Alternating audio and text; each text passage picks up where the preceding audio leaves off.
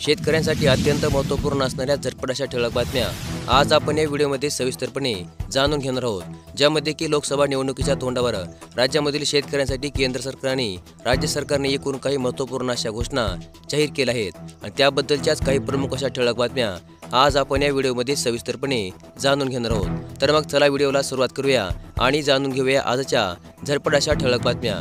तर मग यामधील आजची पहिली ठळक बातमी अशी आहे की 2023-24 आर्थिक वर्षामध्ये शेतीमालाचा निर्यात 8.8% घटले आहे। केंद्र सरकारच्या निर्यात बंदीचा शेतकऱ्यांना मोठा फटका बसला आहे। देशामधील शेतीमालाची निर्यात एप्रिल ते फेब्रुवारी 2023-24 आर्थिक वर्षामध्ये 8.8% घसरून 43.7 अब्ज डॉलरवर आले आहे। केंद्र सरकारच्या निर्यात बंदीच्या धोरणासोबतच लाल समुद्रामधील संघर्ष आणि रशिया-युक्रेन युद्धाचा शेतमाल निर्यातीला मोठा फटका बसला आहे। निवडणुका डोळ्यासमोर ठेवून केंद्र सरकारने शेतकरी विरोधी निर्यातीचा सपाटा लावलेला आहे। तांदूळ, गहू, साखर आणि कांद्याच्या निर्यातीवर निर्बंध घातलेले आहेत। त्याचा परिणाम शेतीमालाच्या निर्यातीवर झाला आहे आणि त्याची झळ सध्या शेतकऱ्यांना बसली आहे। शासनाला प्रोत्साहन प्रमाणाचा पडला आहे विसर। 8 वर्षापासून शेतकऱ्यांना मदतीची लागली आहे प्रतीक्षा।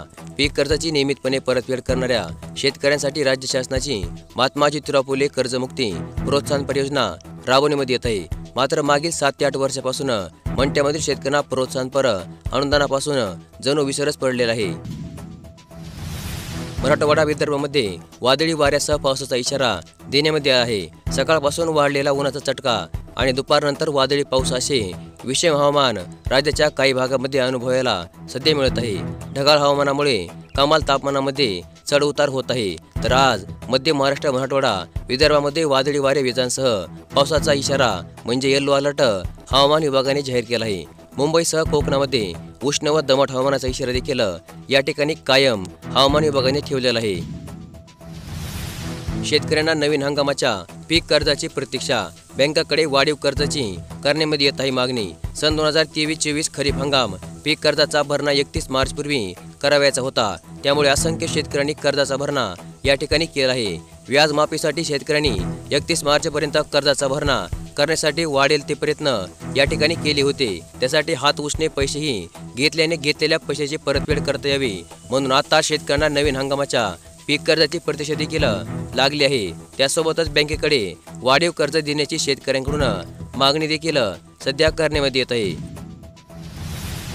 तुरीच्या दरामध्ये प्रति क्विंटल 100 ते 200 रुपयांची घट सध्या पाहायला मिळत आहे। स्थानिक बाजार समितीमध्ये गेल्या आठवड्यापासून तुरीला 12,000 रुपये प्रति क्विंटलचा दर मिळत आहे। आता मात्र अमरावतीसह विदर्भामधील बहुतांश बाजारामध्ये तुरीचे दर सरासरी 100 ते 200 रुपये क्विंटलने कमी झाले आहेत। सोमवारी अमरावती कृषी उत्पन्न बाजार समितीमध्ये तुरीला कमीत कमी 11,000 रुपये तर जास्तीत जास्त 11,900 रुपये असा दर मिळाला।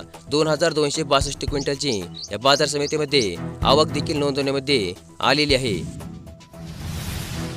कांदा निर्यातीला दिलेली परवानगी निव्वळ धूळफेक आहे। केंद्र सरकारने शनिवारी परिपत्रक काढून 99,150 टन कांदा निर्यातीला दिलेली परवानगी ही शेतकऱ्यांनी कांदा उत्पादकांच्या डोळ्यामध्ये निव्वळ धूळफेक करण्याचा प्रयत्न आहे। केंद्र सरकारने जुन्याच निर्णयाचे कांदा निर्यातीचे पत्रक नव्याने जाहीर केले आहे। प्रत्यक्षामध्ये 1 किलो ही कांद्याच्या नव्या निर्यातीला परवानगी दिली नाही।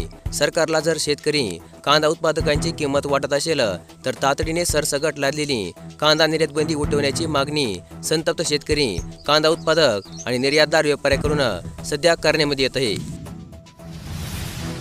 हरभऱ्याच्या दरामधील वाढ आणखीन देखील कायम आहे। सोयाबीन भावातील चढउतार काही थांबायचे नाव घेना।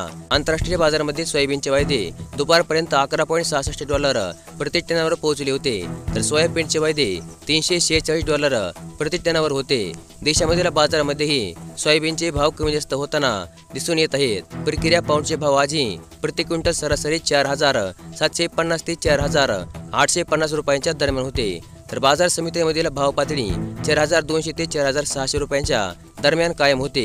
सोयाबीन बाजारामधील चढउतार कायम राहू शकतात असा अंदाज सोयाबीन बाजारामधील अभ्यासकांनी व्यक्त केला आहे।